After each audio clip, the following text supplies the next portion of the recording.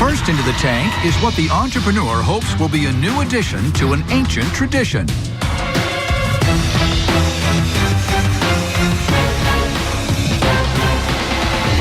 Hello, Sharks. My name's Neil Hoffman from Cincinnati, Ohio, and I'm here asking for $150,000 for 10% of my company. Now, Sharks, think about the holiday season.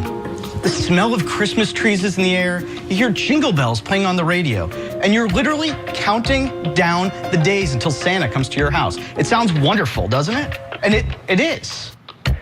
Unless you're Jewish.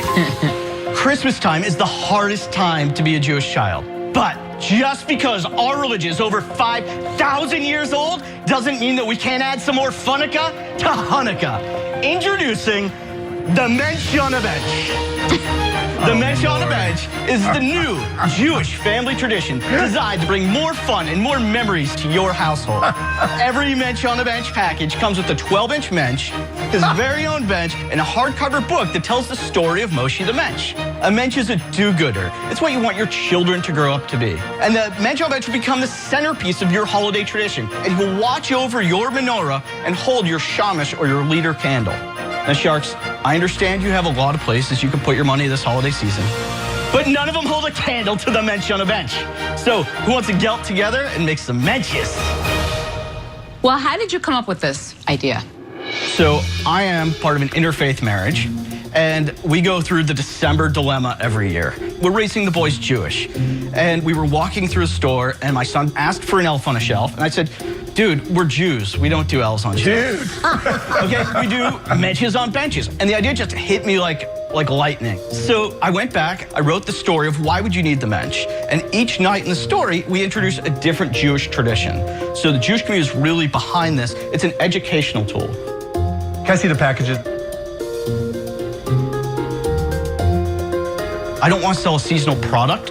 I want to sell a seasonal brand. And I'm a huge fan of yours, Kevin. And I know some of the things you hate. You hate inventory. He hates everything, Neil. Neil, you know there's an inventory issue because you have to have the product there for those that want to buy it, but you've got to guesstimate right how many are going to be there to buy it. So what I've done with the retailers this year is they are buying it FOB China. So the retailers take possession of all the inventory. We're not taking the risk on the inventory. Well, tell us about sales last year versus who's going to play with you this year. Sure. A little bit about myself. I'm a former Hasbro toy executive. Ooh. I'm not just a crazy Jewish guy coming out here. So you're still working? Part-time. I work 3 days a week. I do 2 days on Mensch. I'm ready, if I get a deal today, to quit my job and do this full-time. So we created it, raised $22,000 on Kickstarter, and I told my wife, let's make 1,000. So I sold my full 1,000 I made, and then sold another pre-orders for another 1,000. Neil, what did you sell them for? What did they cost? They cost $7.45 to make. What do the retailers sell them for? The big box will be out at $29.99, and the specialty will be at $34.99. This year, we will be in Bed Bath & Beyond, Target, Barnes & Nobles, Michaels, Toys R Us. We are going to do $930,000 in sales this year on 60,000 units. So we anticipate making $250,000 in profit. Can we see the book that's inside the package, Neil? He needs to be good looking. He is a scary-looking guy, I got to tell you. Yeah, definitely. He's not a fun-looking guy. It's not like Santa's a good-looking guy. You take him out of the package and he is on his bench already. Absolutely.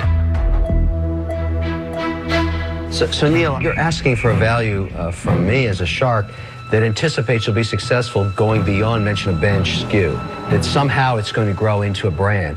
And I think that's where I'm having a little challenge with the leap of faith. Even if we just grow the Mensch on a Bench brand and we drive down the cost of goods 10%, we can make $500,000 in profit next year. What would you do with the $150,000 to continue to develop it? I think for next year, developing an app. An app? Have you seen Elf Yourself? The app where you put your face? Yeah, but you know what? The company that developed it spends millions of dollars on that. I know the guys behind that. I guess what you're telling me is you just want to use the money for marketing. Well, I think the marketing is taking care of itself. What I want to do is figure out ways to expand the IP. There's not an IP in the Jewish community. There's Frosty, there's Rudolph, there's elves, and that's what I want to develop.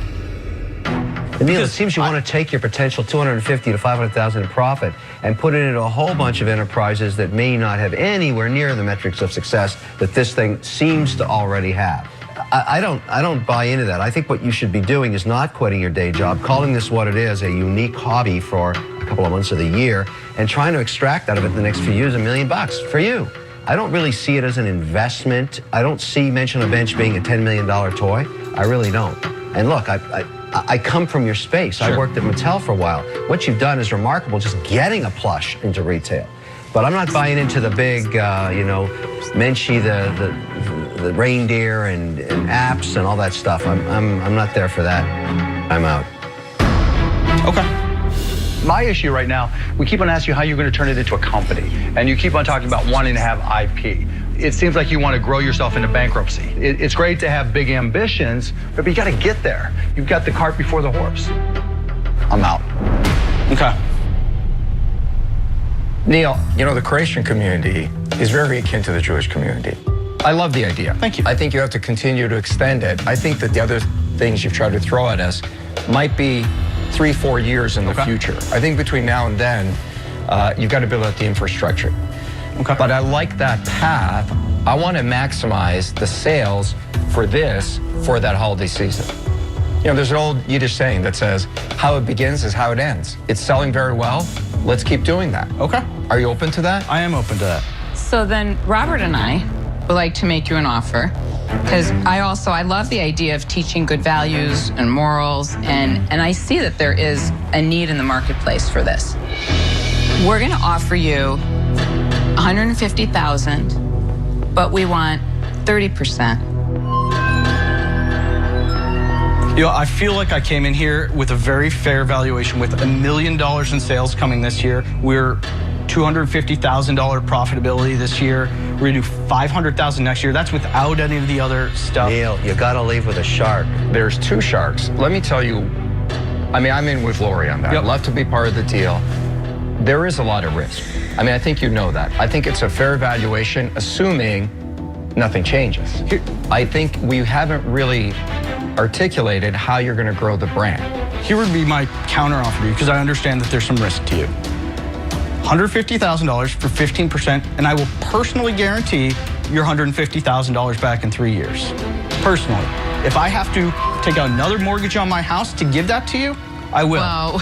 No, I will put that into the contract, Neil, make that's it not going to be risk-free. necessary because I'm going to give you a better offer.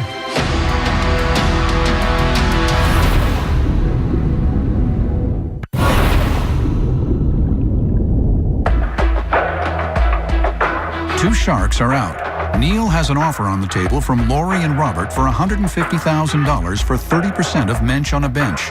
But Barbara may outdo their offer. I'm going to give you $150,000 for 20%. It's a lot better. I don't need your guarantees, but it comes with a couple of contingencies that I think would actually help your product. I look at this book and I see a friendly guy with an adorable face. I look at your doll and I see a nervous old man. Okay. 2 totally different faces. The contingencies are that we can redraw his face so that he actually looks friendly and huggable, because Okay. he doesn't, right? He looks dusty, like I want to retire him. Yeah, that's true. That's a good And point. also, when I look through your book, it ends with 10 rules. Yep. Kids hate rules. It's such a negative note that I have the ability to rewrite the book. By the time Barbara's finished, the Mensch is going to be Catholic. Those are My wife is Catholic, so that's wonderful. I think you've gone in a good direction with the book. With all due respect to Barbara, I mean, you can't rewrite the entire thing. Something's working. Just Right? I change mean, it a bit. I think she has a great point with the face. The guy in the book is very jovial. The doll guy is a little... We can work on that. Yeah, we can work on that. What a creative idea. Thank you, Robert. Your counter, Neil, was $150,000 for 15%. With guaranteed payback over 3 years. Done. Done. There you go. There you go. Come on in. Muzzle toss. Thank you guys very much. Do we get to keep the big guy? There you go. Thank you.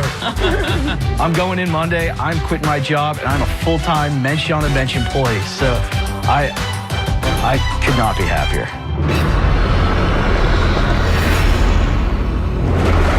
In Season 5, Maury Shawaki made a deal with Damon John for his interfaith holiday product, the Hanukkah Tree Topper. Kiss me. Let's see what he's up to now.